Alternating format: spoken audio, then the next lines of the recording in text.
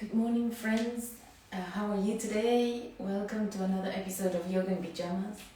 This week's sequences are going to be at a different pace than we're used to, and they are going to be, as I said before, I don't know if you saw the stories or read the emails, they are going to be orientated to women and women's health, or anyone who identifies as female.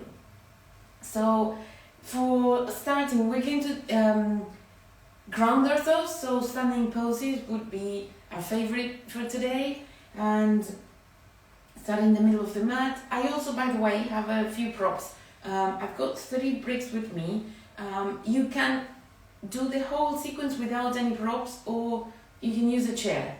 A chair is the handiest thing we could have, or a chair, or some kind of stool or something that you would normally use to sit on. Right, Tadasana. Lengthen the arms, open across the collarbones, spine is growing longer, head is light on top of the spine, and the feet are grounding us. Heels are receiving most of the weight, thighs back. So from this Tadasana, we're going to come into Uttanasana, but first, take your arms in front of you, extend the arms and grip the upper arm muscles to the bone. Interlace your fingers right to the pit and turn the palms away from you, Baddha hands. Notice that I have all my 10 fingers attached, not the pinky and thumbs flying away, and then I will start lifting my arms, lifting also from the back, not just from the front and from the armpits, but also from the muscles at the back. So as my lumbar spine goes down towards the buttocks and the heels, my thoracic spine is growing, shoulder blades are lifting up, and I am extending at the wrist, not at the fingers. We don't want to make a round shape, we want to make a square between the hands and the forearms. Bring the arms down, change the crossing. So now the other little finger will be at the bottom. Bring the arms this time to the top of your head, opening the elbows. Ground yourselves again. Extend the legs, pull up the knees, pull up the thighs, so the legs are strong. They are holding us. And then from here, imagine you have something very heavy you have to remove from your head. And you have to remove the weight of your shoulders. So take it away, extending the arms, the hands, and the elbows. Keep breathing, keep opening the chest, even though with the arms up it's a bit more difficult. Open the armpits and send the upper arms back in line with your ears. Bring the arms down, and then from here we're going to come into Trickinasana, Uttita Trickinasana. If you normally use a brick for your hand, take a brick for your hand. Otherwise, I would suggest having something to press your outer back foot onto. In this case, I'm going to use the wall.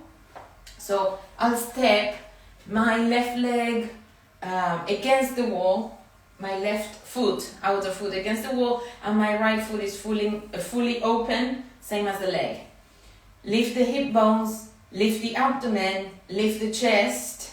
And to begin with, we'll only raise the right arm, turn the palm out, keep the left hand on the hip so that you remind yourselves that you've got to ground it, ground the legs, send the thigh back, open the back of the knees, and then stretch. So with one leg, we're pushing to the ground and anchoring your body, and that foot is your fulcrum from which you are extending and then go down. Maybe you can take the hand down to the shin, maybe to thigh. Wherever you are is fine, so long as the 2 legs are making a triangle, so they're not bending.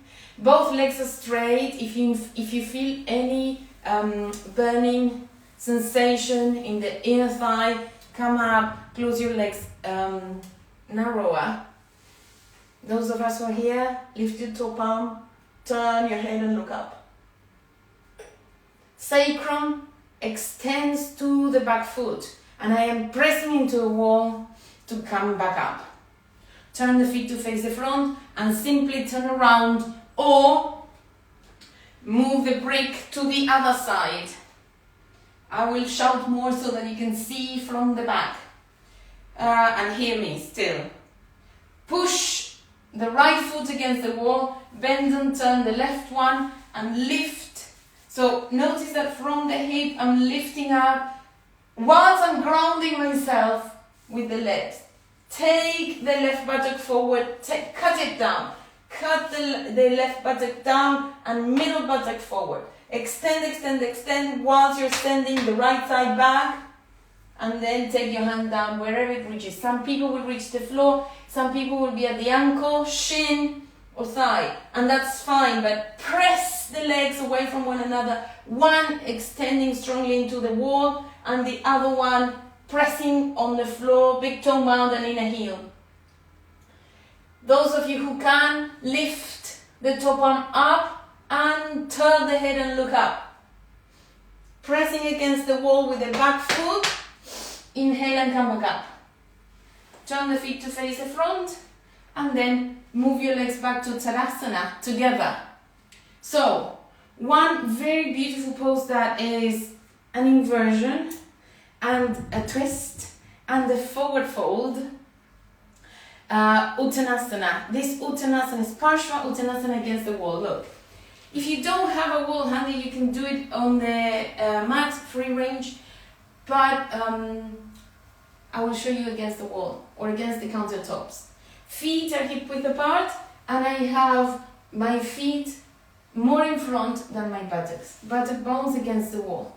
I will come down, pulling my legs up, extending the spine into a concave back, and then I will let my trunk go down. As my trunk goes down, instead of staying in the middle, I will move my two arms and my chest to the right leg. So from the front, if you're looking at me from the front, it's going to be something like that. Parshva Uttanasana. I am pulling with my left hand from my right arm.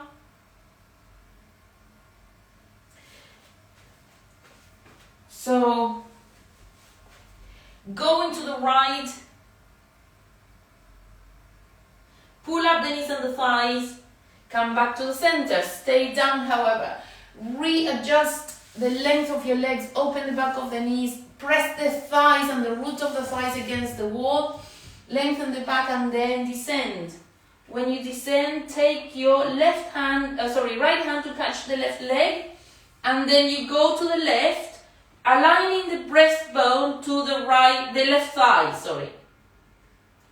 Align your breastbone to the left thigh and then pull with your right hand from the left leg, extend your body down, and you can take your left hand to the ground, or if it doesn't reach the ground, you can take it to the shin and use the two arms to lift your chest and broaden it. Then come back to the center, move your buttocks away from the wall, standing Tadasana slowly whilst you're inhaling, and move away from the wall. So last one. This last asana we're going to do is Adho Svanasana, downward facing dog, but we will use props to hold our head supported.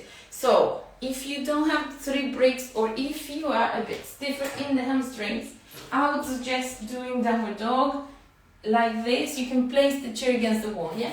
So downward dog with the elbows bent and the forearms on a chair. Likewise, you can do this on the countertops.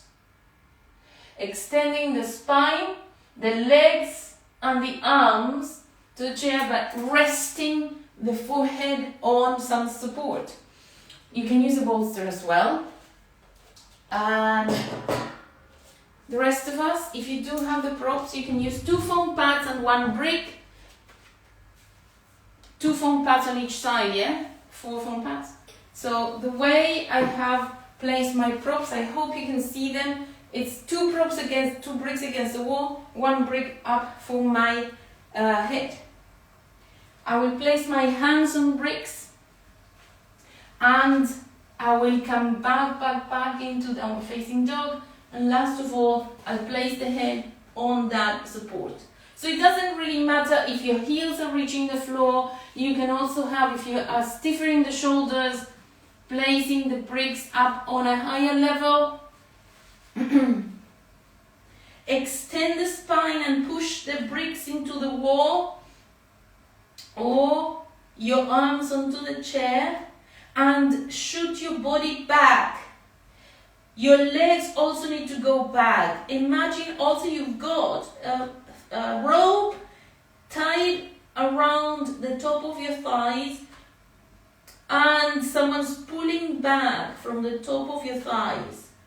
If you're a very flexible person, lift your abdomen to the back of the waist and press the front ankles and shins back, thighs back, open, the knees open, the creases of your buttocks, stay there. We're staying longer in this downward facing dog so that we can reap the benefits of having a supported head in this very thorough asana, which also includes a forward fold, an inversion, a back arch even, because our spine is concave.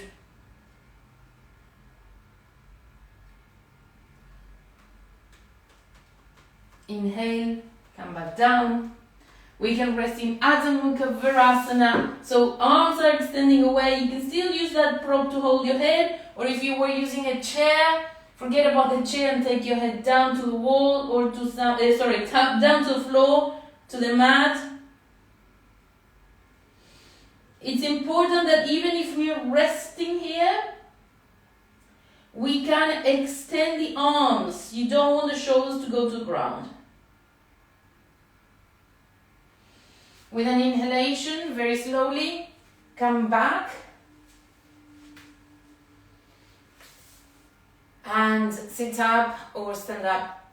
Thank you so much for joining. I hope you have enjoyed this special sequence. That's the first one of 5 that I have prepared for women's cycles of life. So all the ebbs and flows of our lives as a woman, or if you identify as one. So tomorrow we will be doing sitting and twists and so on and so forth. So follow the reminders, and in those I will explain a little bit more about each of them. If you're following me on the online classes or in-person classes, we will also be addressing us. So, namaste. See you next time. Ciao.